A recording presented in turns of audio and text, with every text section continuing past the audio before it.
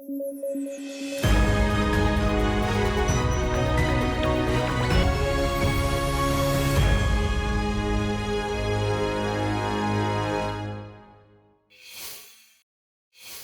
का बजट सत्र खत्म हो गया है। इस मौके पर राज्यसभा के सभापति जगदीप धनखड़ और लोकसभा के स्पीकर ओम बिरला ने सदन के सदस्यों को धन्यवाद दिया। इस पूरे सत्र में लोकसभा की प्रोडक्टिविटी 136% रही है। लोकसभा ने तकरीबन 115 घंटे काम किया है। इस सत्र में तकरीबन 12 सरकारी विधेयक पेश किए गए, जिसमें से 4 पारित भी किए गए। लोकसभा में सार्वजनिक महत्व के तकरीबन 400 मामले 0R यानी शून्य काल के तहत उठाए गए, जिसमें से तकरीबन 358 मामले रूल 377 के तहत लिए गए। यहां ध्यान रखिए कि शून्यकाल संसदीय प्रक्रियाओं में किया गया भारतीय नवाचार है। इसका जिक्र रूल्स ऑफ प्रोसीजर्स और संविधान में नहीं किया गया है। संसद का प्रश्नकाल जब खत्म हो जाता है, यानी संसद का पहला घंटा 11 से 12 बजे तक, तब उसके दूसरे घंटे को शून्यकाल कहते हैं। इसे ऐसे समझिए कि जब प्रश्नकाल का समय खत्म हो जाता है, तब शून्यकाल का समय शुरू होता है। प्रश्नकाल के ठीक बाद जो 1 घंटे का समय होता है, उसे शून्यकाल कहते हैं। शून्यकाल में कोई भी सूचना नहीं देनी होती, इसलिए यह समय इनफॉर्मल तरीके से इस्तेमाल किया जाता है। देखिए, लोकसभा नाम से ही जाहिर है, जनता की सभा, लोक की सभा। यह जनता द्वारा प्रत्यक्ष तौर पर चुने गए प्रतिनिधियों की सभा होती है। इसे लोकप्रिय सदन या फिर पॉपुलर चैम्बर के तौर पर भी जाना जाता है। दरअसल एडल्ट सफरेज के आधार पर चुने गए प्रतिनिधियों से बनी सभा के कारण लोगों में इसकी पहचान लोकप्रिय सदन के तौर पर हुई है। लोकसभा के सदस्यों की अधिकतम संख्या 552 तय की गई है। इसमें 530 सदस्य राज्यों से, वहीं 20 सदस्य संघ शासित प्रदेशों के होते हैं। इसके अलावा 104वें संविधान संशोधन अधिनियम 2019 के लागू होने से पहले तक 2 सदस्य एंग्लो इंडियन कम्युनिटी से भी चुने जाते थे। मतलब इस अधिनियम के जरिए अब एंग्लो इंडियन कम्युनिटी की रिजर्व सीट्स को खत्म कर दिया गया है। राज्यों के प्रतिनिधि विभिन्न निर्वाचन क्षेत्रों से लोगों द्वारा प्रत्यक्ष तौर पर चुने जाते हैं। वोट देने की एज को 61वें संविधान संशोधन अधिनियम 1988 के द्वारा 21 साल से 18 साल कर दिया गया था।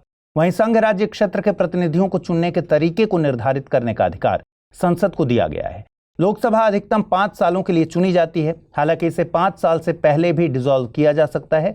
इसके अलावा लोकसभा की अवधि इमरजेंसी यानी आपातकाल की स्थिति में एक बार में 1 साल तक बढ़ाई जा सकती है। लेकिन किसी भी स्थिति में आपातकाल खत्म होने के बाद 6 महीने की अवधि से ज्यादा इसे नहीं बढ़ाया जा सकता। लोकसभा के सत्र के लिए कोरम की संख्या सदन के सदस्यों का 1/10 होना चाहिए। यह बात भारतीय संविधान के अनुच्छेद 103 में कही गई है। वहीं लोकसभा का सदस्य बनने के लिए योग्यताएं संविधान के अनुच्छेद 84 में बताई गई हैं। इसके मुताबिक भारत का नागरिक और कम से कम आयु 25 साल होनी चाहिए। इसके अलावा संसद द्वारा बनाए गए कानून में दी गई कोई योग्यता भी लागू हो सकती है। 26 जुलाई 2024 से शुरू हुआ पेरिस ओलंपिक 2024 फाइनली 11 अगस्त को खत्म हो गया। ओलंपिक 2024 में भारत का सफर खास नहीं रहा। दरअसल इसे भारत की 140 करोड़ जनसंख्या के मुकाबले देखा जा रहा है। वहीं जिन 2 देशों के साथ भारत हर जगह कॉम्पीट करता है, वो पदक तालिका में पहले और दूसरे नंबर पर हैं। यूएसए पेरिस ओलंपिक की पदक तालिका में पहले नंबर पर है और चीन दूसरे नंबर पर। 6 पदकों के साथ भारत ने पदक तालिका में 71वें नंबर पर जगह बनाई। 6 पदकों में भारत को 1 सिल्वर और 5 ब्रॉन्ज हासिल हुए हैं। विनेश फोगाट वाला मैटर अभी भी court of arbitration for sports में है। अगर फैसला भारत के फेवर में रहा तो एक और पदक भारत की झोली में आ सकता है। भारत को मिले पदकों में हर पदक की एक कहानी है। ओवरऑल भारत का सबसे अच्छा प्रदर्शन रहा शूटिंग में। शूटिंग में भारत ने 3 ब्रॉन्ज मेडल हासिल किए हैं। भारत के लिए पहला मेडल शूटिंग में मनु भाकर ने जीता। ब्रॉन्ज मेडल जीतने के साथ ही वे पहली भारतीय महिला बन गई हैं जिन्होंने ओलंपिक की शूटिंग चैंपियनशिप में पदक जीता। मनु भाकर ने हमें सिखाया कि ओलंपिक में एक नहीं, एक साथ 2 पदक भी जीते जा सकते हैं। इस इतिहास को रचने के बाद उन्होंने एक और इतिहास रचा और उन्होंने 10 मीटर एयर पिस्टल मिक्स्ड प्रतियोगिता में सरबजोत सिंह के साथ भी ब्रॉन्ज मेडल जीता। हालांकि किस्मत साथ देती तो वे इस ओलंपिक में हैट्रिक भी लगा सकती थी। शूटिंग में ही स्वप्निल कुसाले ने 50 मीटर एयर राइफल 3 पोजीशन प्रतिस्पर्धा में कांस्य पदक जीता। इसके अलावा टोक्यो ओलंपिक में गोल्ड के विजेता नीरज चोपड़ा ने पेरिस ओलंपिक में सिल्वर मेडल अपने नाम किया। साथ ही भारतीय रेसलर अमन सहरावत ने मेंस फ्री स्टाइल 57 केजी भार वर्ग में कांस्य पदक जीता। इसके अलावा मेंस हॉकी में भी भारत ने कांस्य पदक अपने नाम किया। आपको बता दें कि ओलंपिक 2024 की ओपनिंग सेरेमनी में भारत के कंटिजेंट को बैडमिंटन प्लेयर पीवी सिंधु और टेबल टेनिस प्लेयर शरद कमल ने लीड किया था। भारत की तरफ से 78 एथलीट्स और ऑफिशियल्स पेरिस ओलंपिक 2024 में शामिल हुए थे। क्लोजिंग सेरेमनी में भारत की तरफ से मनु भाकर और हॉकी प्लेयर पीआर श्रीजेश ने टॉर्च बियरर की भूमिका निभाई। 34वें ओलंपिक का आयोजन साल 2028 में होगा लॉस एंजल्स में। लॉस एंजल्स में तीसरी बार ओलंपिक का आयोजन किया जा रहा है। भारत में 12 अगस्त को विक्रम साराभाई की जयंती के तौर पर मनाया जाता है। उनका जन्म 12 अगस्त 1919 को हुआ था। वे भारतीय अंतरिक्ष कार्यक्रम के जनक के रूप में प्रसिद्ध हैं। उन्होंने भारत के वैज्ञानिक और तकनीकी विकास में जो योगदान दिया वो न केवल भारत के अंतरिक्ष मिशनों के लिए महत्वपूर्ण था, बल्कि विज्ञान और शिक्षा के क्षेत्र में भी उनकी भूमिका बहुत महत्वपूर्ण थी। इस मौके पर आइए समझते हैं विक्रम साराभाई से जुड़ी कुछ अहम बातों को।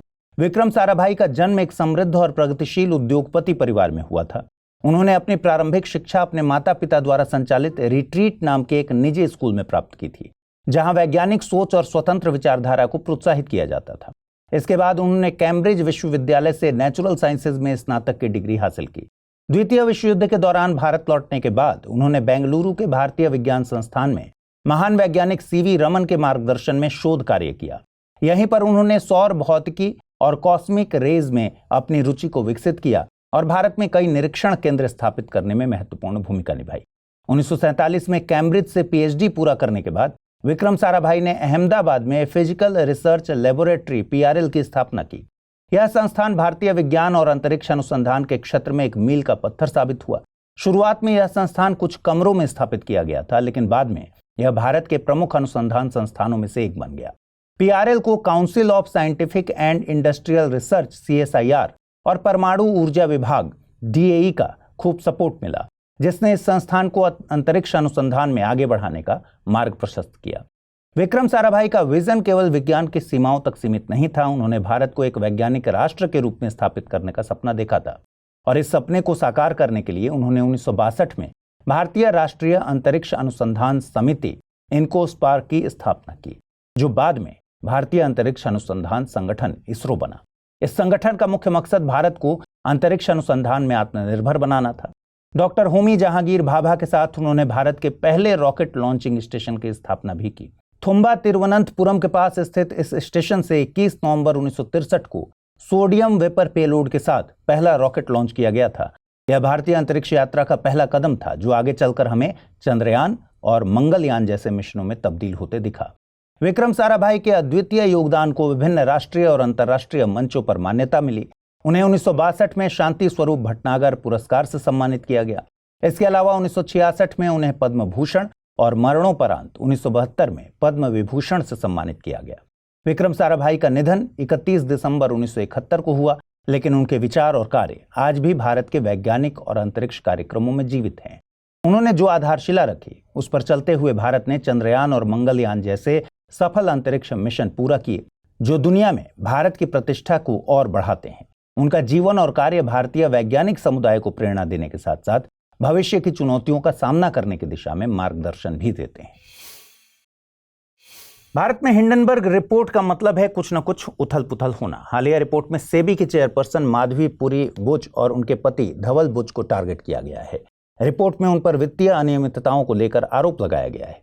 ये रिपोर्ट भले ही सेबी की चेयरपर्सन को टारगेट कर रही हो, लेकिन रिपोर्ट अडानी ग्रुप को भी शामिल करना भूली नहीं है। दरअसल रिपोर्ट का दावा है कि मॉरिशस की offshore company global dynamic opportunity fund में हिस्सेदारी है।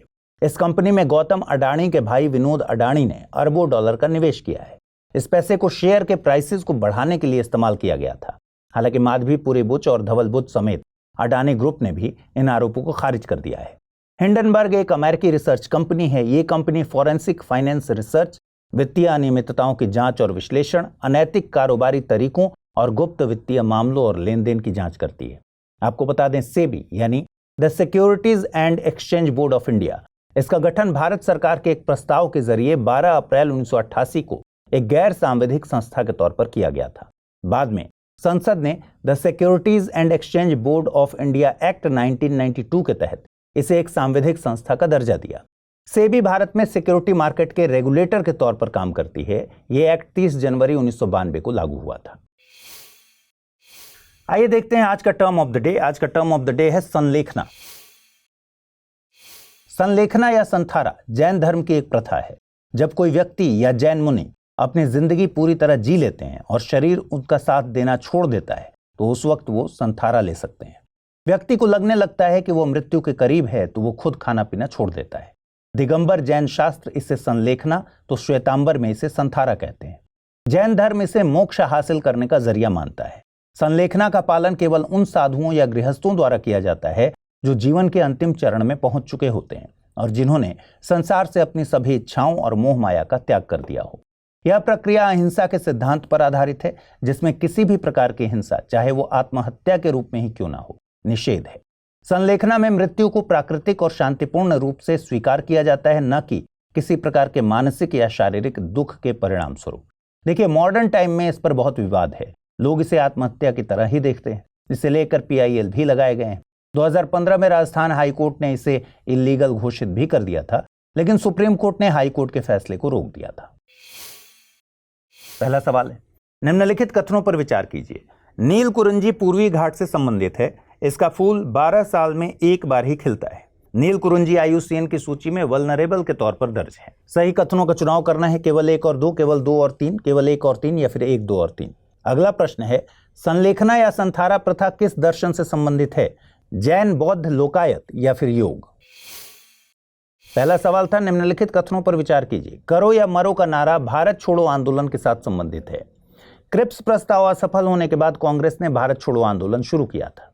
उपर्युक्त में से सही कथन या कथनों का चुनाव करना था। केवल 1, केवल 2, न तो 1 नहीं 2, 1 और 2 दोनों। और सही जवाब है 1 और 2 दोनों।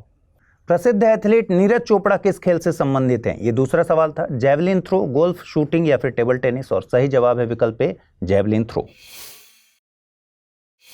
आप कितने तरह के डोनेशन यानी दान के बारे में जानते हैं? तमाम तरह के डोनेशंस में से एक है अंगदान। अंगदान की अहमियत का अंदाजा केवल वे परिवार लगा सकते हैं जिनके फैमिली मेंबर्स को इसकी जरूरत होती है। सोचकर देखिए, मौत कितनी अनप्रेडिक्टेबल होती है, लेकिन अगर किसी को यह पता चले कि किसी व्यक्ति से अंगदान में मिल जाए तो जीवन बच सकता है, और इससे बड़ा दान क्या होता होगा। यह तो किसी को कोई नई लाइफ देने जैसा हुआ। अंगदान यानी ऑर्गन डोनेशन की इसी अहमियत को समझाने के मकसद से दुनिया भर में 13 अगस्त को वर्ल्ड ऑर्गन डोनेशन डे मनाया जाता है। 2024 के लिए इस दिन की theme be the reason for someone's smile today रखी गई है। इस दिन को मनाने का मकसद है कि लोगों के बीच से ऑर्गन डोनेशन को लेकर फैले मिथ्स को दूर किया जाए। United network for organ sharing के मुताबिक तकरीबन 1 लाख से ज्यादा लोगों को जीवन बचाने के लिए ऑर्गन ट्रांसप्लांट की जरूरत है, लेकिन डोनेट करने वालों की संख्या इसके मुकाबले बहुत कम है। यहां पर सप्लाई और डिमांड के बीच बड़ा गैप है। भारत में पहले नेशनल ऑर्गन डोनेशन डे 27 नवंबर को मनाया जाता था, लेकिन पिछले साल ही इसे चेंज करके 3 अगस्त किया गया है। 3 अगस्त को भारत में पहला सफल हार्ट ट्रांसप्लांट हुआ था। भारत में ऑर्गन डोनेशन और transplantation of human organs and tissues act of 1994 यानी मानव अंगों और उत्तकों का प्रत्यारोपण अधिनियम 1994 के जरिए रेगुलेट होता है। यह एक्ट ज्यादातर मामलों में माता पिता, भाई बहन, बच्चे, पति या पत्नी, दादा दादी, पोते पोतियों जैसे करीबी रिश्तेदारों से जीवित दान की अनुमति देता है। यहाँ जीवित दान का मतलब है कि अंगों को दान करने वाला व्यक्ति जिंदा है और दान करना चाहता है। दूर के रिश्तेदारों, ससुराल वालों या लंबे समय के दोस्तों से परोपकारी दान को अतिरिक्त जांच के बाद अनुमति दी जाती है, ताकि यह सुनिश्चित किया जा सके कि इस डोनेशन में कोई वित्तीय आदान प्रदान नहीं हो रहा हो। करीबी रिश्तेदारों से जीवित दान के लिए, जिसमें भारतीय या विदेशी शामिल हो सकते हैं, उनकी पहचान करने वाले डॉक्यूमेंट्स, फैमिली ट्री डॉक्यूमेंट्स और डोनर रिसीवर संबंध को साबित करने वाली फोटो, डोनर की वित्तीय स्थिति साबित करने वाले डॉक्यूमेंट्स जमा करने पड़ते हैं। साथ ही संबंध स्थापित करने के लिए डोनर और रिसीवर का इंटरव्यू भी लिया जाता है। अगर डोनेशन नॉन रिलेशन वाले व्यक्ति करना चाहते हैं तो डोनर रिसीवर के दीर्घकालिक सहयोग या मित्रता को दर्शाने वाले डॉक्यूमेंट्स और फोटोग्राफिक प्रूफ अन्य सभी दस्तावेजों के साथ जमा करने पड़ते हैं। अवैध लेन देन से बचाव के लिए ऐसे मामलों की जांच एक बाहरी समिति द्वारा की जाती है। देखिए, कई ऐसे मामले होते हैं जहां पर किसी अमीर व्यक्ति को ऑर्गन डोनेशन की जरूरत है तो वह पैसे देकर गरीब लोगों से ऑर्गन डोनेशन करवा सकते हैं, लेकिन ये एक इलीगल प्रोसेस है। इस मामले में दान देने वाले व्यक्ति की इच्छा शामिल होनी चाहिए, न कि किसी तरह का दबाव। भारत में अंगदान देने के लिए व्यक्ति को national organ and tissue transplant organisation में ऑनलाइन रजिस्ट्रेशन कराना होता है। यहां से एक डोनर कार्ड और रजिस्ट्रेशन नंबर हासिल होता है। यहां एक बात समझिए कि जीवित व्यक्ति द्वारा अंगदान न किया जाना तो फिर भी समझ आता है, लेकिन भारत में तो लोग मौत के बाद भी अंगदान के लिए परमिशन नहीं देना चाहते। इसके पीछे वजह है धार्मिक मान्यताएं। देखिए, हर धर्म में आत्मा के लिए अलग अलग तरह से थ्योरी दी गई है। इसी के चलते मौत के बाद होने वाला दाह संस्कार अहमियत रखता है। हिंदू धर्म तो दाह संस्कार को 16 संस्कारों में से एक मानता है। आत्मा की शांति के लिए शरीर को जलाना जरूरी माना जाता है। इन थियरीज के चलते लोगों को लगता है कि अंगदान से शरीर क्षत विक्षत हो जाएगा और आत्मा को शांति नहीं मिल सकेगी। इससे अंगदान में भी कमी देखने को मिलती है। 13 अगस्त को विश्व भेड़िया दिवस के तौर पर गुजरात में सुरेंद्रनगर स्थित वाइल्ड एस सेंचुरी में 6 भेड़ियों को रिलीज किया जाएगा। इन भेड़ियों को चिड़ियाघर में कंजर्वेशन ब्रीडिंग प्रोग्राम के तहत पाला गया है। दरअसल सुरेंद्रनगर में किसी भी वाइल्ड प्रेडेटर यानी जंगली शिकारी मौजूद न होने के चलते नीलगाय और जंगली सूअरों की संख्या बढ़ गई है और ये किसानों की फसलों को नुकसान पहुंचा रहे हैं। इसके चलते भेड़ियों को जंगल में छोड़ा जा रहा है। आपको बता दें कि भेड़िए बड़े आकार के मांसाहारी जानवर होते हैं। ये डॉग फैमिली से ही बिलोंग करते हैं, लेकिन ये इंसानों से कॉन्शियस रहते हैं। मतलब इंसानों से ज्यादा मेलजोल इन्हें पसंद नहीं। साथ ही डॉग्स की तरह इन्हें कभी भी घरों में पाला नहीं गया है। वुल्फ की 2 प्रजातियों को मान्यता दी जाती है, ग्रे वुल्फ और रेड वुल्फ। भेड़ियों के समूह को वुल्फ पैक कहते हैं। इसमें आमतौर पर अडल्ट पेरेंट्स और उनके वर्तमान साल में पैदा हुए बच्चे शामिल होते हैं। वुल्फ पेरेंट्स को अल्फा मेल और फीमेल या अल्फा पेयर कहा जाता है। रेड वुल्फ पैक आमतौर पर ग्रे वुल्फ पैक से छोटा होता है। इनका जेस्टेशन पीरियड 63 दिनों के करीब मानते हैं। भारत में ग्रे वुल्फ की प्रजाति पाई जाती है। भारत में भेड़ियों के संरक्षण पर उस तरह से काम नहीं किया गया जैसे tiger, Asiatic lion, leopard, elephant, rhino के संरक्षण के लिए काम किया गया है, जबकि भारतीय ग्रासलैंड को बचाने में इनकी भूमिका बड़ी अहम है।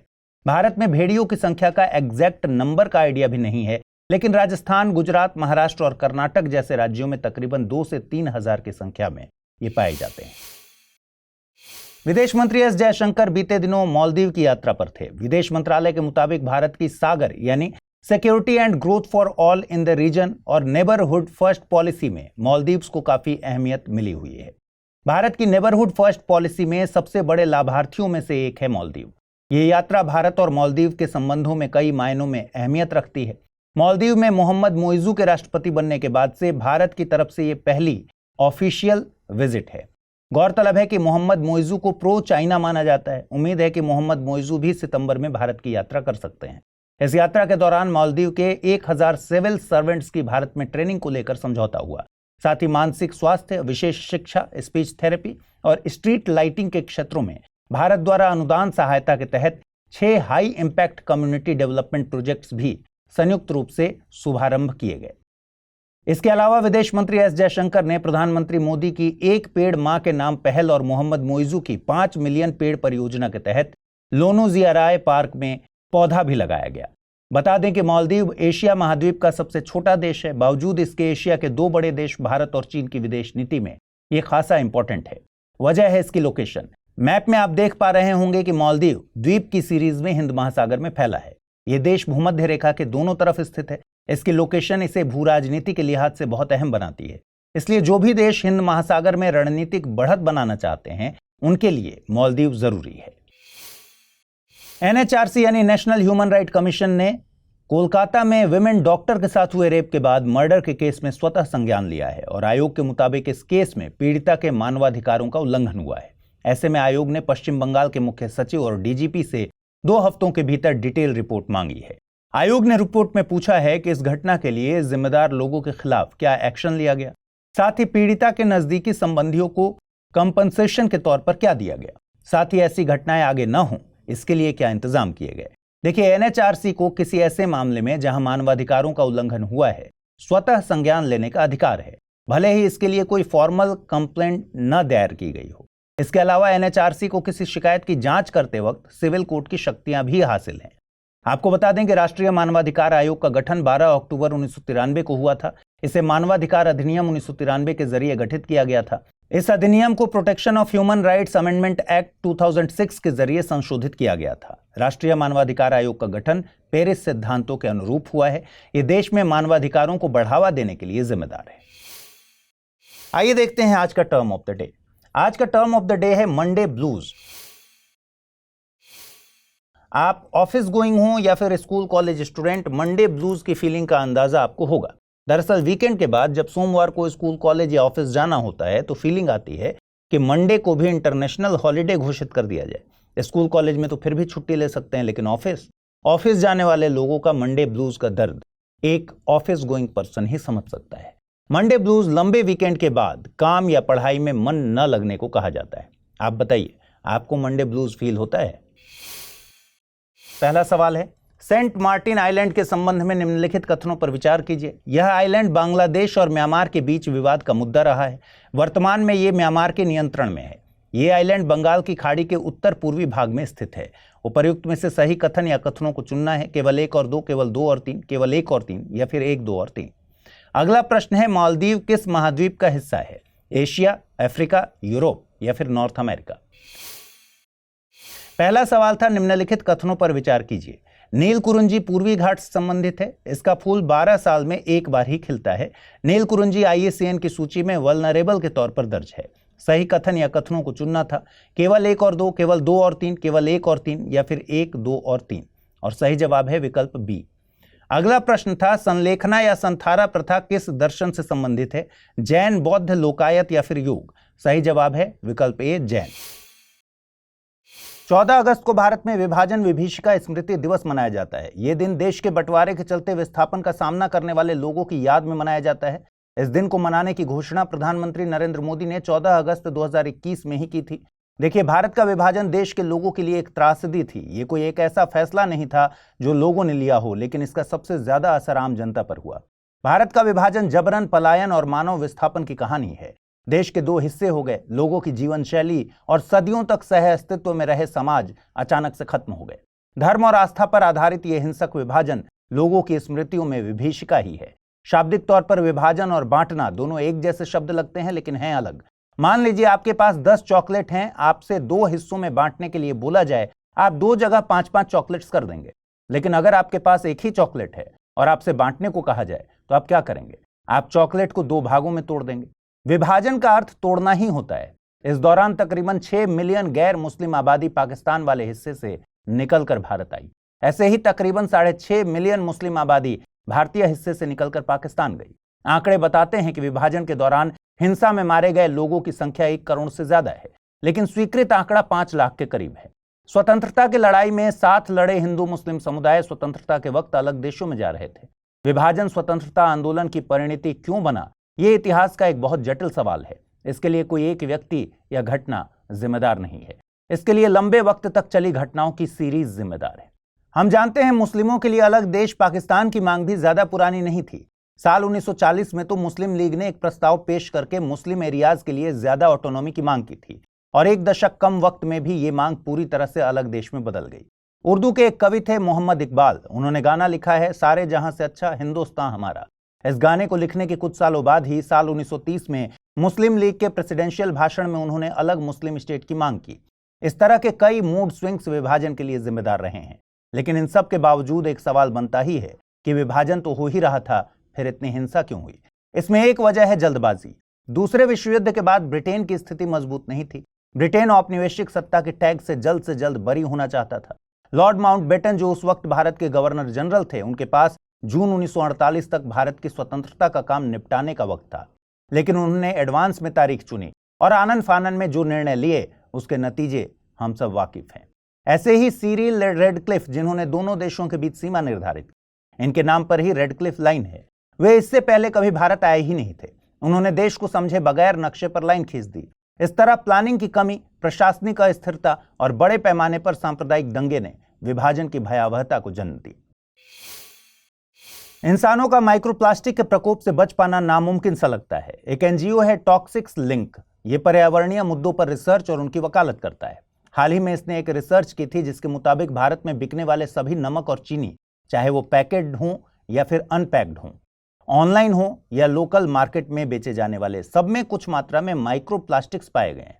चिंता यह भी है कि ऑर्गेनिक रॉक सॉल्ट के मुकाबले आयोडाइज्ड नमक में माइक्रोप्लास्टिक का कंसंट्रेशन ज्यादा पाया गया, जबकि आमतौर पर घरों में तो आयोडाइज्ड नमक ही ज्यादा यूज होता है।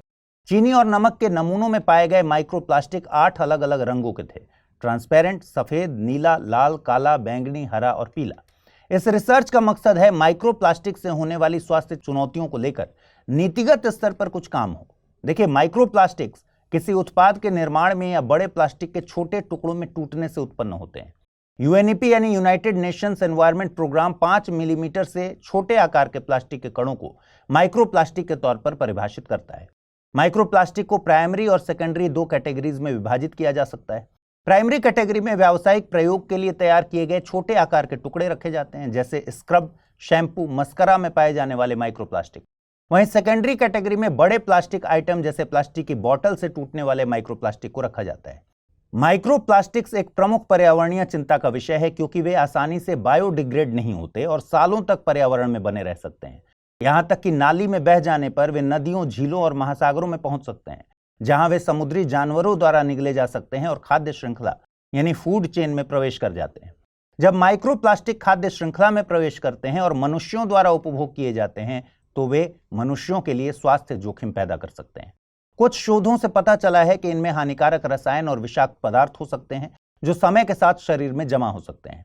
पर्यावरण और स्वास्थ्य संबंधी चिंताओं के चलते कई देशों ने सौंदर्य उत्पादों में माइक्रोप्लास्टिक के उपयोग को विनियमित या प्रतिबंधित करना शुरू कर दिया है। यही वजह है कि आजकल कंपनीज माइक्रोप्लास्टिक के प्राकृतिक विकल्पों की ओर रुख कर रही है, जिनका उपयोग सौंदर्य उत्पादों में किया जा सकता है, जैसे कि कुचले हुए बीज, मेवे या फलों की गुठली को एक्सोफ्लोलिएशन के लिए। कंपनीज सेलुलोज या स्टार्च जैसी सामग्रियों से बने बायोडिग्रेडेबल विकल्प भी तलाश रही है। 15 अगस्त यानी कल भारत अपनी आजादी की 78वीं वर्षगांठ मनाने जा रहा है। आप सभी को स्वतंत्रता दिवस की हार्दिक शुभकामनाएं। 15 अगस्त और 26 जनवरी हर भारतीय के लिए बेहद खास दिन है। 15 अगस्त को 200 सालों की औपनिवेशिक गुलामी के बाद भारत को आजादी मिली थी। 2024 में स्वतंत्रता दिवस की थीम विकसित भारत रखी गई है। भारत ने 2047 तक विकसित देश बनने का लक्ष्य रखा है। 2047 में ही भारत अपनी आजादी के 100 साल पूरे करने जा रहा है। इस मौके पर हर घर तिरंगा कैंपेन भी चलाया जा रहा है। 9 अगस्त से शुरू होकर यह कैंपेन 15 अगस्त तक जारी रहता है। इसका मकसद है कि हर भारतीय तिरंगा झंडा फहराए, साथ ही हर भारतीय के मन में देशभक्ति और राष्ट्रीय गौरव की भावना पनपे। देखिए, भारत के लोग एक लंबे वक्त से स्वतंत्रता के लिए संघर्ष कर रहे थे। फिर 15 अगस्त का दिन ही इसके लिए क्यों चुना गया, इसके पीछे भी एक कहानी है। ब्रिटिश संसद ने लॉर्ड माउंटबेटन को भारत को जून 1948 तक सत्ता सौंपने की जिम्मेदारी सौंपी थी। इस दौरान लॉर्ड माउंटबेटन ने 15 अगस्त की तारीख क्यों चुनी, इसकी वजह अलग है। फ्रीडम एट मिडनाइट किताब के मुताबिक लॉर्ड माउंटबेटन का मानना था कि वो इस पूरे घटनाक्रम के मास्टर हैं, तो तारीख तो उनके मुताबिक ही होनी चाहिए। उन्होंने 15 अगस्त का दिन चुना क्योंकि 15 अगस्त के दिन ही द्वितीय विश्व युद्ध में जापान ने सरेंडर किया था। माउंटबेटन के लिए यह तारीख इसलिए भी अहम थी क्योंकि वे इस दौरान मित्र देशों की साउथ ईस्ट एशिया कमांड के हेड थे, जो कि जापान की इंपीरियल आर्मी के खिलाफ लड़ रही थी। इस तरह माउंटबेटन प्लान के मुताबिक ब्रिटिश हाउस ऑफ कॉमन्स ने इंडियन इंडिपेंडेंस बिल 4 जुलाई 1947 को पारित किया, जिसमें 15 अगस्त 1947 को भारत को आजादी देने का प्रावधान किया गया। एक बात और समझिए, 15 अगस्त और 26 जनवरी दोनों दिनों में राष्ट्रध्वज के रीति रिवाजों में फर्क है। जैसे स्वतंत्रता दिवस के मौके पर प्रधानमंत्री लाल किले की प्राचीर से राष्ट्र को संबोधित करते हैं, साथ ही तिरंगे को खंबे के एकदम निचले सिरे पर बांधा जाता है। प्रधानमंत्री रस्सी के जरिए तिरंगे को ऊपर खींच कर लाते हैं। यह पूरी प्रक्रिया कहलाती है ध्वजारोहण। वहीं गणतंत्र दिवस यानी 26 जनवरी के मौके पर तिरंगे झंडे को खंभे के ऊपरी सिरे पर बांधा जाता है। इसे राष्ट्रपति द्वारा बिना ऊपर खींचे अनफर्ल किया जाता है। स्वतंत्रता दिवस का दिन भारत के नए राष्ट्र के तौर पर जन्म लेने का दिन है। उस दिन देश औपनिवेशिक सत्ता से स्वतंत्र हुआ था। ब्रिटिश जैक को नीचे करके भारतीय झंडे का ध्वजारोहण किया गया था। 15 अगस्त 1947 को भारत आजाद था, लेकिन वर्तमान राष्ट्रपति का पद नहीं था। राष्ट्रपति के पद के बराबर गवर्नर जनरल के पद पर लॉर्ड माउंटबेटन थे, जो कि औपनिवेशिक सत्ता के प्रतीक थे। इसलिए राष्ट्रध्वज को स्वतंत्र भारत के पहले प्रधानमंत्री ने होस्ट किया। 26 जनवरी 1950 को देश स्वतंत्र था। भारत का संविधान एक स्वतंत्र देश की संविधान सभा ने अपनाया था, इसलिए दोनों दिनों में राष्ट्रध्वज के रीति रिवाजों में फर्क देखने को मिलता है। तमिलनाडु जल संसाधन विभाग ने राष्ट्रीय हरित अधिकरण यानी एनजीटी को सूचित किया कि उसने एन्नौर स्थित कामराजा पोर्ट से 160 करोड़ रुपए की मांग की है। डब्ल्यूआरडी का आरोप है कि कामराजा पोर्ट आक्रामक प्रजाति यानी इन्वेजिव स्पीशीज के फैलाव के लिए जिम्मेदार है, क्योंकि यह पोर्ट जहाजों से निकले बैलिस्ट पानी को नियंत्रित नहीं करता। बैलिस्ट पानी से क्या मतलब होता है? देखिए, जहाजों को स्थिर रहने के लिए समुद्र में एक निश्चित गहराई तक डूबना आवश्यक होता है। जब एक जहाज अपना माल उतारता है तो वो पानी में ऊपर उठ जाता है। इसे समुद्र में एक न्यूनतम गहराई में रखने के लिए जहाज के कर्मचारी समुद्री पानी को जहाज के टैंकों में भरते हैं, जिसे बैलिस्ट पानी कहा जाता है। और जब जहाज फिर से माल लादता है, जिससे वो अधिक डूब जाता है, तो बैलिस्ट पानी को जहाज से बाहर पंप कर दिया जाता है। अभी तक बैलिस्ट पानी को भरने और निकालने पर कोई रोक नहीं थी, चाहे वो बंदरगाह हो, समुद्र में हो या तट के पास हो। चूंकि बैलेस्ट पानी आक्रामक प्रजातियों को दूसरे देशों में ले जाता है जो पारिस्थितिकी तंत्र को नष्ट कर देती हैं, इसलिए वैश्विक शिपिंग ने बैलेस्ट पानी को नियंत्रित करने की मांग की है। भारत में वैज्ञानिकों ने जहाजों के बैलेस्ट पानी से आने वाली लगभग 30 आक्रामक प्रजातियों की पहचान की है। अंतर्राष्ट्रीय समुद्री संगठन IMO ने ballast water management BWM convention को जहाजों के बैलेस्ट पानी में संभावित रूप से हानिकारक जलीय जीवों और रोगाणुओं के फैलाव को रोकने के लिए 2017 में लागू किया। IMO के दस्तावेज दिखाते हैं कि अभी तक 97 देशों ने BWM सम्मेलन पर हस्ताक्षर किए, जहां ध्यान रखने की जरूरत है कि भारत इन देशों की सूची में शामिल नहीं है। आइए देखते हैं आज का टर्म ऑफ द डे। आज का टर्म ऑफ द डे है जुडिशियल रिव्यू, यानी न्यायिक समीक्षा। न्यायिक समीक्षा की शक्ति के तहत सुप्रीम कोर्ट और हाई कोर्ट किसी कानून को संविधान का उल्लंघन करने पर रद्द कर सकते हैं। इसका मतलब है कि विधायिका और कार्यपालिका द्वारा बनाए गए अधिनियमों और आदेशों की जांच न्यायपालिका कर सकती है। आदेश जारी करने की शक्ति केंद्र और राज्य सरकारों पर लागू होती है। संविधान में न्यायिक समीक्षा शब्द का प्रयोग कहीं भी नहीं किया गया है, लेकिन संविधान के कुछ अनुच्छेद जैसे 13, 32 इत्यादि से सर्वोच्च और उच्च न्यायालयों को न्यायिक समीक्षा की शक्ति हासिल होती है। सर्वोच्च न्यायालय ने केशवानंद भारती, गोलकनाथ मामला, मिनर्वा मिल्स मामला इत्यादि में न्यायिक समीक्षा की शक्ति का प्रयोग किया है। भारतीय संविधान में इसे USA के संविधान से अपनाया गया है। न्यायिक समीक्षा की अवधारणा की उत्पत्ति USA से ही हुई है। पहला सवाल है, निम्नलिखित कथनों पर विचार कीजिए। 14 अगस्त को भारत में विभाजन विभीषिका स्मृति दिवस मनाया जाता है। इसकी घोषणा भारत के प्रथम प्रधानमंत्री पंडित जवाहरलाल नेहरू के द्वारा की गई थी। उपर्युक्त में से सही कथन या कथनों को चुनना है। केवल एक, केवल दो, एक और दो दोनों, न तो एक नहीं दो। अगला प्रश्न है, निम्नलिखित कथनों पर विचार कीजिए। रक्षा अनुसंधान एवं विकास संगठन ने long range glide bomb LRGB गौरव का पहला सफल परीक्षण किया है। इसे भारत ने इजराइल के सहयोग से विकसित किया है। उपर्युक्त में से सही कथन या कथनों को चुनिए। केवल एक, केवल दो, एक और दो दोनों, न तो एक नहीं दो। सेंट मार्टिन आइलैंड के संबंध में निम्नलिखित कथनों पर विचार कीजिए। यह आइलैंड बांग्लादेश और म्यांमार के बीच विवाद का मुद्दा रहा है। वर्तमान में यह म्यांमार के नियंत्रण में है। यह आइलैंड बंगाल की खाड़ी के उत्तर पूर्वी भाग में स्थित है। उपर्युक्त में से सही कथन या कथनों का चुनाव कीजिए। केवल एक और दो, केवल दो और तीन, केवल एक और तीन, या फिर एक, दो और तीन। सही जवाब है विकल्प सी। अगला प्रश्न था, मालदीव्स किस महाद्वीप का हिस्सा है? एशिया, अफ्रीका, यूरोप या फिर नॉर्थ अमेरिका? सही जवाब है एशिया, यानी विकल्प ए। सोचिए, एक तरफ आप अपने घर में किसी उत्सव की तैयारी में जुटे हों और इसी बीच कहीं से आपको एक नायाब गिफ्ट मिल जाए, तो आपको कैसा लगेगा? स्वाभाविक बात है कि आपकी खुशी एकदम से दोगुनी हो जाएगी। दरअसल हमारे साथ ऐसा ही एक वाकया हुआ है। एक तरफ पूरा देश आज़ादी के 77 साल पूरे होने पर जश्न मना रहा था, तभी दूसरी तरफ से खबर आई कि भारत के 3 नए वेटलैंड्स यानी आर्द्र भूमियों को रामसर साइट्स के नेटवर्क में शामिल किया गया है। आज़ादी के साल को लेकर यहाँ आपको कंफ्यूज नहीं होना है। 2024 में भारत के आज़ादी के 77 साल पूरे हो चुके हैं और इसीलिए भारत आज़ादी का 78वां दिवस मना रहा है। याद रहे कि हमने पहली बार झंडा 1947 में ही फहराया था, इसीलिए दिवस मनाने को लेकर हम 1947 को काउंट करते हुए चलते हैं। अगर आपकी कंफ्यूजन दूर हो गई है तो वापस मूल खबर पर आ जाते हैं। तो अब भारत में रामसर साइट्स की संख्या 82 से बढ़कर 85 हो गई है, जो भारत में 13,58,068 हेक्टेयर क्षेत्र को कवर करती है। जोड़े गए 3 नए स्थलों में तमिलनाडु के नंज नारायण पक्षी अभयारण्य और काजूवेली पक्षी अभयारण्य तथा मध्य प्रदेश के तवा जलाशय के नाम शामिल हैं। इन रामसर साइट्स के बारे में जानने से पहले ये जान लीजिए कि आर्द्र भूमि होती क्या है। देखिए, पर्यावरण मंत्रालय के मुताबिक आर्द्र भूमि एक दलदली भूमि, पीटलैंड या फिर जल का क्षेत्र है, चाहे वो प्राकृतिक हो या फिर मानव निर्मित हो, स्थायी हो या फिर अस्थायी हो, जिसमें पानी स्थिर हो या बहता हो, या फिर वो ताज़ा हो या खारा हो या नमकीन हो।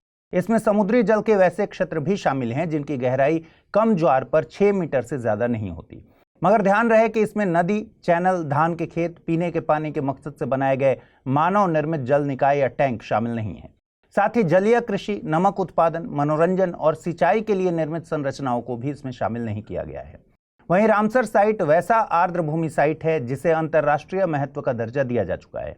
इन आर्द्र भूमियों को आर्द्र भूमि पर रामसर कन्वेंशन के सख्त दिशा निर्देशों के तहत संरक्षित किया जाता है। आर्द्र भूमि पर रामसर कन्वेंशन, जिसे आर्द्र भूमि पर कन्वेंशन के नाम से भी जानते हैं, आर्द्र भूमि के संरक्षण और विवेकपूर्ण इस्तेमाल के लिए एक अंतर सरकारी संधि है।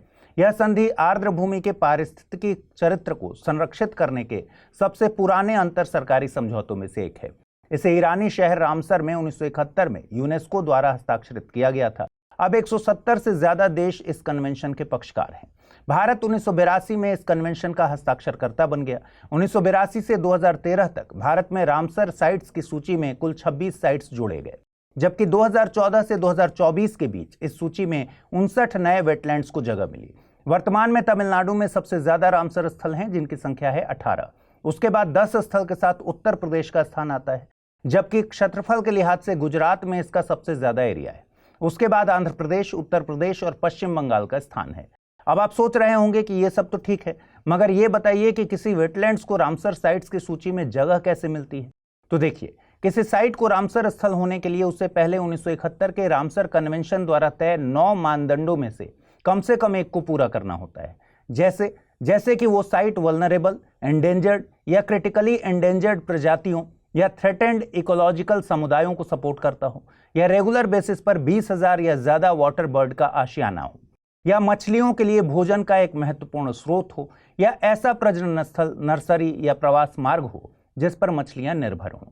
आपको शायद ये जानकर हैरानी होगी कि भारत के रामसर वेटलैंड्स देश के कुल वेटलैंड क्षेत्र का तकरीबन 10% हिस्सा हैं, जो कि 18 राज्यों में फैले हुए हैं। किसी भी अन्य दक्षिण एशियाई देश में इतने सारे स्थल नहीं हैं। हालांकि भारत की इस उपलब्धि में इसका भौगोलिक विस्तार और उष्णकटिबंधीय विविधता का मेन रोल है। वैसे पूरी दुनिया में 2400 से ज्यादा रामसर साइट्स हैं, जो 25 लाख स्क्वायर किलोमीटर से ज्यादा क्षेत्र में फैली हैं। साइट्स की संख्या के मामले में 175 साइट्स के साथ यूनाइटेड किंगडम पहले स्थान पर है और 142 साइट्स के साथ मैक्सिको दूसरे स्थान पर है। क्षेत्रफल के हिसाब से देखें तो बोलीविया के पास रामसर साइट्स का सबसे बड़ा एरिया है। इसका 1,48,000 स्क्वायर किलोमीटर हिस्सा कन्वेंशन के संरक्षण में है। यहाँ जो नोटिस करने वाली बात है वो ये कि सभी देश भारत से आकार और आबादी दोनों में छोटे हैं, फिर भी सबसे ज्यादा रामसर साइट्स रखते हैं। अगर भारत के लेवल पर बात करें तो इसरो द्वारा तैयार राष्ट्रीय आर्द्र भूमि सूची और मूल्यांकन के मुताबिक अब तक भारत की आर्द्र भूमि लगभग 1,52,600 स्क्वायर किलोमीटर में फैली हुई थी, जो देश के कुल भौगोलिक क्षेत्र का 4.63% है। इनमें से लगभग 40% हिस्सा अंतर्देशीय प्राकृतिक आर्द्र भूमि है और लगभग 1/4 तटीय आर्द्र भूमि। आर्द्र भूमि कई तरह से फायदेमंद होता है। उत्तर प्रदेश और गुजरात में तो ये वेटलैंड्स प्रवासी पक्षियों के लिए महत्वपूर्ण है, जबकि ओवरऑल लेवल पर बोलें तो वेटलैंड्स में मिट्टी कार्बन घनत्व सबसे ज्यादा होता है और इसीलिए कार्बन डाइऑक्साइड उत्सर्जन को कम करने में इनकी बड़ी भूमिका होती है। इसके अलावा आजकल वेटलैंड्स जैसे क्षेत्र पर्यटन के लिहाज से भी अहम हो गए हैं। वहीं रामसर साइट घोषित हुए वेटलैंड्स को अंतर्राष्ट्रीय फंड मिलने की संभावना बढ़ जाती है। हालांकि रामसर साइट घोषित होने से जरूरी नहीं है कि एक्स्ट्रा अंतर्राष्ट्रीय फंड मिल ही जाए, लेकिन यहाँ केंद्र और राज्य सरकारों को यह तय करना चाहिए कि इन इलाकों को संरक्षित रखा जाए और मानव निर्मित अतिक्रमण से बचा जाए। यह लेबल हासिल करने से स्थानीय पर्यटन की संभावना और इसकी अंतर्राष्ट्रीय पहुंच में भी मदद मिलती है। भारत के 78वें स्वतंत्रता दिवस के मौके पर प्रधानमंत्री नरेंद्र मोदी ने राष्ट्रीय ध्वज तिरंगा फहराया और उसके बाद दिल्ली के लाल किले से राष्ट्र को संबोधित किया। चूंकि हमारा राष्ट्रीय ध्वज राष्ट्रीय गौरव और एकता का प्रतीक है, इसकी अहमियत को देखते हुए यूपीएससी ने 2023 के प्रीलिम्स में इस पर सवाल पूछा था। सवाल ये था कि भारत की ध्वज संहिता 2002 के अनुसार भारत के राष्ट्रीय ध्वज के बारे में निम्नलिखित कथनों पर विचार कीजिए। कथन 1, भारत के राष्ट्रीय ध्वज का एक मानक आमाप 600 mm × 400 mm है। और दूसरा कथन था, ध्वज की लंबाई से ऊंचाई चौड़ाई का अनुपात 3:2 होगा। उपर्युक्त कथनों के बारे में निम्नलिखित कथनों में से कौन सा सही है? कथन 1 और कथन 2 दोनों सही हैं तथा कथन 2 कथन 1 की सही व्याख्या करता है। कथन 1 और कथन 2 दोनों सही हैं तथा कथन 2 कथन 1 की सही व्याख्या नहीं है। तीसरा ऑप्शन था कथन 1 सही है लेकिन कथन 2 गलत है, और चौथा ऑप्शन था कथन 1 गलत है लेकिन कथन 2 सही है। इसका सही उत्तर है ऑप्शन डी, यानी कथन 1 गलत है लेकिन कथन 2 सही है। इसकी अहमियत को देखते हुए आज हम राष्ट्रीय ध्वज के ऐतिहासिक संदर्भ और विकास के बारे में बात करते हैं। भारत के स्वतंत्रता संग्राम के शुरुआती चरणों में एक एकीकृत ध्वज की जरूरत उभरी, जिसके बाद 1904 में सिस्टर निवेदिता ने प्रस्ताव रखा कि विजय और शक्ति के प्रतीक लाल और पीले रंग के साथ इस पर बंगाली में वंदे मातरम अंकित होना चाहिए, लेकिन यह प्रस्ताव आगे नहीं बढ़ पाया। फिर पहला तिरंगा झंडा 1906 में आया, जिसमें नीले, पीले और लाल रंग की पट्टियां थीं और इसमें मौजूद 8 सितारे प्रांतों का प्रतिनिधित्व करते थे। इसके बाद के डिजाइनों में 1906 में कलकत्ता ध्वज, 1907 में मैडम भीकाजी कामा द्वारा बर्लिन ध्वज और 1917 में होम रूल ध्वज शामिल थे। तब इनमें से प्रत्येक में देश में विकसित हो रही राष्ट्रवादी भावना को साफ तौर पर देखा जा सकता था। 1947 में लॉर्ड माउंटबेटन द्वारा भारत की आजादी के ऐलान के साथ ही सभी समुदायों को शामिल करने वाले ध्वज के निर्माण के लिए डॉक्टर राजेंद्र प्रसाद के नेतृत्व में एक तदर्थ ध्वज समिति की स्थापना की गई थी। गांधी जी की स्वीकृति के बाद पिंगली वेंकैया के ध्वज के संशोधित संस्करण को अपनाने का फैसला लिया गया। हालांकि इसमें अशोक चक्र की जगह पर तब चरखा को दिखाया गया था, जिसे फिर बदल दिया गया। 3 रंगीन पट्टियां केसरिया, सफेद और हरा तथा राष्ट्रीय प्रतीक के तौर पर अशोक चक्र के साथ तिरंगा ध्वज को आधिकारिक तौर पर 22 जुलाई 1947 को भारत के राष्ट्रीय ध्वज के रूप में अपनाया गया। इसमें केसरिया रंग की ऊपरी पट्टी साहस, बलिदान और त्याग की भावना को दिखाता है। बीच में सफेद पट्टी पवित्रता, सत्य और शांति का प्रतीक है। सबसे निचली पट्टी हरा उर्वरता, विकास और शुभता का प्रतीक है। वहीं नीला चक्र ये दिखाता है कि जीवन गतिशील है और ठहराव मृत्यु की ओर ले जाता है। यह निरंतर गति और प्रगति के महत्व पर जोर देता है। इस चक्र का डिजाइन धर्म चक्र से प्रेरित है, जो सारनाथ के सिंह स्तंभ में न्याय के पहिए से लिया गया है। इस स्तंभ को 3री शताब्दी ईसा पूर्व में मौर्य सम्राट अशोक ने बनवाया था। अगर इससे जुड़े नियमों की बात करें तो भारतीय ध्वज संहिता 2002 में राष्ट्रीय ध्वज के प्रदर्शन और इस्तेमाल के लिए नियम दिए गए हैं। ध्वज संहिता के मुताबिक भारतीय ध्वज खादी से बनाया जाएगा, जो हाथ से काता और बुना हुआ कपड़ा होता है। यह देश की आत्मनिर्भरता और स्वदेशी आंदोलन के प्रति प्रतिबद्धता का प्रतीक है। आकार में आयताकार इस ध्वज के प्रतिनिधित्व में एक रूपता रखने के लिए इसे 3:2 के खास अनुपात में रखा गया है। ध्वज संहिता के मुताबिक इसके कुल 9 आकार स्वीकृत हैं। 6300 × 4200 mm, 3600 × 2400, 2700 × 1800, 1800 × 1200, 1350 × 900, 900 × 600, 450 × 300, 225 × 150 और 150 × 100। 2002 में भारत के सर्वोच्च न्यायालय ने संविधान के अनुच्छेद 19(1)(a) में दिए गए अभिव्यक्ति की स्वतंत्रता के तहत राष्ट्रीय ध्वज फहराने के अधिकार को मौलिक अधिकार घोषित कर दिया। स्वतंत्रता दिवस के मौके पर लाल किले पर भारत के प्रधानमंत्री द्वारा ध्वज औपचारिक रूप से फहराया जाता है, जबकि गणतंत्र दिवस पर राष्ट्रपति इसे फहराते हैं। ऐसा क्यों किया जाता है, इसे हम आपको पिछले एपिसोड में विस्तार से समझा चुके हैं। यूपीएससी की तैयारी के दौरान पड़ने वाले बड़े आर्थिक बोझ और घर छोड़कर किसी बड़े शहर जाकर तैयारी करने की मजबूरी के चलते यदि आप आईएएस बनने का सपना देखना छोड़ रहे हैं और घबरा रहे हैं, तो आपकी इन्हीं समस्याओं का वन स्टॉप सॉल्यूशन लेकर आया है स्टडी IQ IAS हिंदी का प्रतिज्ञा 2.0 बैच। इस बैच में एनरोल होने पर आप घर बैठे ऑनलाइन माध्यम से ऑफलाइन जैसी तैयारी कर सकते हैं। इसमें आपको मिलता है एक सिलेक्शन बॉक्स, जिसमें 18 किताबों का एक सेट, पेन, डायरी, भारत और विश्व का भौगोलिक एवं राजनीतिक मानचित्र, हाइलाइटर और कई महत्वपूर्ण एसेसरीज भी शामिल हैं, जो आपके प्रिपरेशन के दौरान बेहद सहायक होंगी। और सबसे खास बात यह कि यदि आपने प्रीलिम्स 2025 क्लियर कर लिया तो आप अपनी फुल फीस रिफंड करा सकते हैं और तब आपके कोर्स की वैलिडिटी भी 1 साल के लिए बढ़ा दी जाएगी। साथ ही मुख्य परीक्षा की तैयारी के लिए स्टडी IQ परिसर में निःशुल्क आवासीय सुविधा भी प्रदान की जाएगी। इस बेहद शानदार बैच में आपको मिलेंगी कुल मिलाकर 1000+ घंटों की live classes, daily answer writing के लिए टॉपिक आधारित प्रश्न, हैंड रिटन नोट्स, क्रक्स और SIP यानी success in prelims crash course. इसके अलावा इंटरव्यू गाइडेंस प्रोग्राम भी निःशुल्क मिलेगा और इतना सब कुछ आपको मिलने वाला है बेहद अफोर्डेबल प्राइस में। तो देर मत कीजिए, जल्दी से अमृत लाइव कोड यूज कीजिए और 23,999 रुपए में एनरोल हो जाइए। दुनिया कुछ समय पहले कोविड-19 वायरस के खतरे से बाहर निकली ही थी कि अब एक और वायरस ने चिंता बढ़ा दी है और इस वायरस का नाम है एमपॉक्स। पाकिस्तान के खैबर पख्तूनख्वा प्रांत में इसके 3 मरीज पाए गए हैं। ये सभी मरीज संयुक्त अरब अमीरात से आए थे। एमपॉक्स को WHO ने वायरस के एक नए प्रकार के तौर पर पहचाना है और हाल ही में इस बीमारी के प्रकोप को अंतर्राष्ट्रीय चिंता से जुड़ा सार्वजनिक स्वास्थ्य आपातकाल घोषित किया है। WHO ने इसे ग्रेड 3 इमरजेंसी के रूप में वर्गीकृत किया है, जिसका मतलब है कि इस पर तत्काल ध्यान देने की जरूरत है। जनवरी 2023 से अब तक इसके 27,000 से ज्यादा मामले सामने आ चुके हैं और लगभग 1100 मौतें दर्ज की गई हैं। ये वायरस अब कॉन्गो के कुछ हिस्सों के अलावा पूर्वी कॉन्गो से रवांडा, युगांडा, बुरुंडी और केन्या तक फैल गया है। अब ऐसे में जानना भी जरूरी है कि एमपॉक्स क्या है। देखिए, एमपॉक्स एक वायरल बीमारी है जो मंकी पॉक्स वायरस के कारण होती है, जो ऑर्थोपॉक्स वायरस जीनस की एक प्रजाति है। एमपॉक्स को पहले मंकी पॉक्स के नाम से जाना जाता था। इस वायरस की पहचान वैज्ञानिकों ने पहली बार 1958 में की थी, जब बंदरों में पॉक्स जैसी बीमारी का प्रकोप बढ़ा था। एमपॉक्स वायरस के उसी परिवार से संबंधित है जिससे चेचक होता है। यह मुख्य रूप से संक्रमित व्यक्ति या जानवर के साथ संपर्क में आने से फैलता है। यह एक इंसान से दूसरे इंसान में संक्रामक त्वचा के सीधे संपर्क के जरिए फैल सकता है। अगर इसके लक्षणों की बात करें तो एमपॉक्स से संक्रमित लोगों को अक्सर शरीर पर दाने हो जाते हैं, जो हाथ, पैर, छाती, चेहरे या मुंह के आसपास हो सकते हैं। इसके अन्य लक्षणों में बुखार, सिर दर्द और मांसपेशियों में दर्द भी शामिल है। वायरस से लड़ने की कोशिश करते समय लिम्फ नोड्स भी स्वेलिंग कर जाते हैं और दुर्लभ मामलों में यह वायरस जानलेवा भी हो सकता है। इसका कारण है कि अभी तक इसका कोई खास इलाज नहीं है। हालांकि WHO ने इसके लक्षणों के मुताबिक दर्द और बुखार की दवा देने की सलाह दी है। साथ ही अगर किसी मरीज की इम्यूनिटी अच्छी है और उसे स्किन की बीमारी नहीं है तो वो बिना किसी ट्रीटमेंट के भी ठीक हो सकता है, बस उसे देखभाल की जरूरत होगी।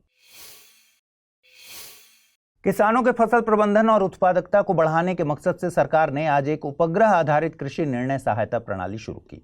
इसका अनावरण कृषि राज्य मंत्री भागीरथ चौधरी द्वारा किया गया। इसे कृषि एवं किसान कल्याण मंत्रालय और अंतरिक्ष विभाग के भू प्रेक्षण उपग्रह 4 रीसेट 1A और वेदास के इस्तेमाल से विकसित किया गया है। यह प्रणाली मौसम का पूर्वानुमान, फसल उत्पादन का आकलन, मिट्टी का डेटा, फसल में नुकसान का सर्वे और प्राकृतिक आपदाओं का आकलन कर उसके डेटा को किसानों तक पहुंचाएगी। साथ ही खेती को आसान बनाने के लिए समय समय पर किसानों के लिए भी गाइडलाइंस जारी करेगी, जिससे किसानों को फसल के उत्पादन के साथ साथ उत्पादकता को बढ़ाने में भी मदद मिल सके। इस प्रणाली का फायदा ये होगा कि जोखिम से पहले से ही किसान सतर्क हो जाएंगे और समय रहते फसल को सुरक्षित रख सकेंगे। इसके अलावा यह प्रणाली इसरो के मोस्डेक और भुवन नामक भू-स्थानिक प्लेटफॉर्म के साथ साथ भारतीय कृषि अनुसंधान परिषद के सिस्टम को भी जोड़ेगा और कृषि क्षेत्र से जुड़े सभी हितधारकों को डेटा उपलब्ध कराएगा।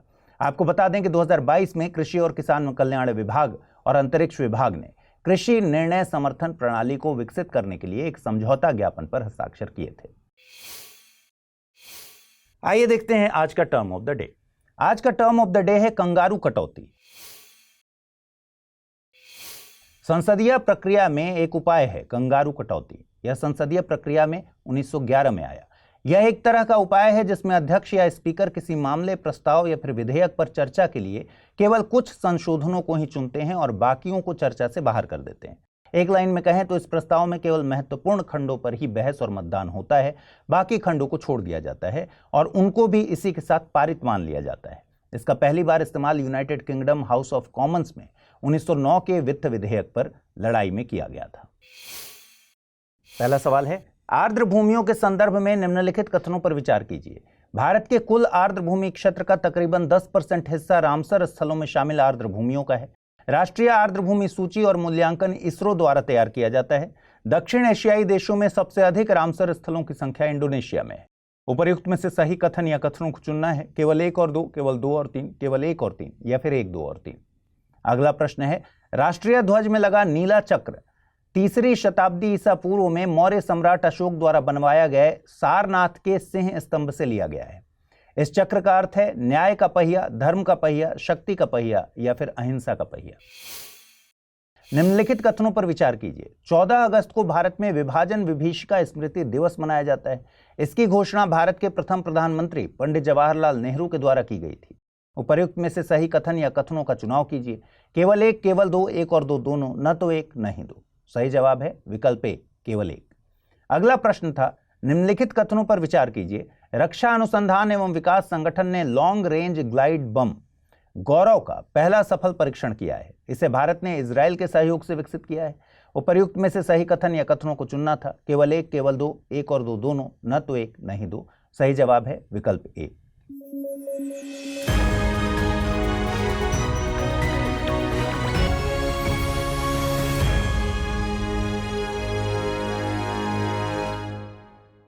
हिंदी में यूपीएससी की तैयारी से संबंधित प्रोग्राम्स को देखने के लिए सब्सक्राइब करें स्टडी IQ IAS हिंदी।